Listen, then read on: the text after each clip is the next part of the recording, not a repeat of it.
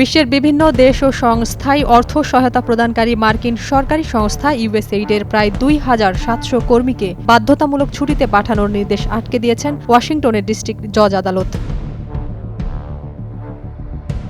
শক্তিশালী পাসপোর্টের দিক থেকে বাংলাদেশের অবস্থান এখন ৯৩তম। যুক্তরাজ্যের লন্ডন ভিত্তিক প্রতিষ্ঠান হেনলি অ্যান্ড পার্টনার্স শক্তিশালী পাসপোর্টের ২০২৫ সালের তালিকা প্রকাশ করেছে। শীর্ষে রয়েছে সিঙ্গাপুর।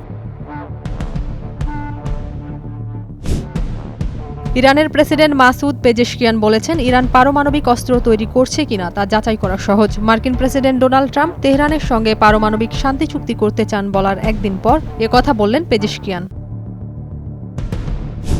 ভারতের প্রধানমন্ত্রী নরেন্দ্র মোদী শনিবার ২০২৫ সালের দিল্লি বিধানসভা নির্বাচনে ভারতীয় জনতা পার্টির বড় জয়কে স্বাগত জানিয়েছেন। সামাজিক যোগাযোগ মাধ্যম এক্সে দেয়া এক পোস্টে তিনি ঘোষণা করেন, উন্নয়ন ও সুশাসন বিজয়ী হয়েছে।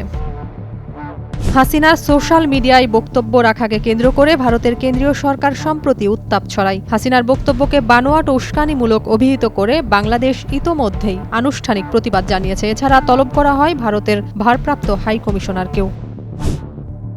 ব্যাপক প্রাণহানির পর গত মাসে কোরীয় সেনাদের সেখান থেকে সরিয়ে নেওয়া হয় বলে খবর বেরিয়েছিল। কুর্স্কের যুদ্ধক্ষেত্রে ফিরেছে উত্তর কোরিয়ার সেনারা, বললেন ইউক্রেনের প্রেসিডেন্ট জেলেনস্কি।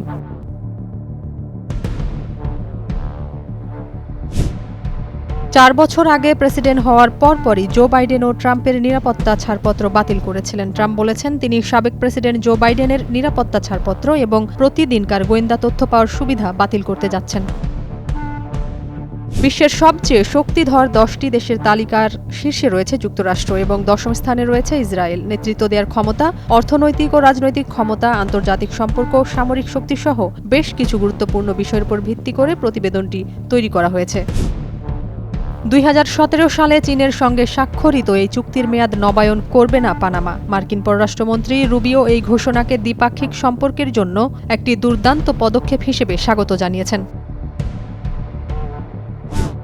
রতন টাটার সম্পত্তিতে একজনের নামে প্রায় ৫০০ কোটি রুপি রেখে গেছেন, যা নিয়ে বিস্মিত হয়েছেন রতন টাটার স্বজন ও ঘনিষ্ঠরা। রতন টাটার কোনো সন্তান বা উত্তরাধিকারী ছিলেন না। পোষ্য সহচর রাধুনী তার উইল থেকে বাদ পড়েননি কেউই।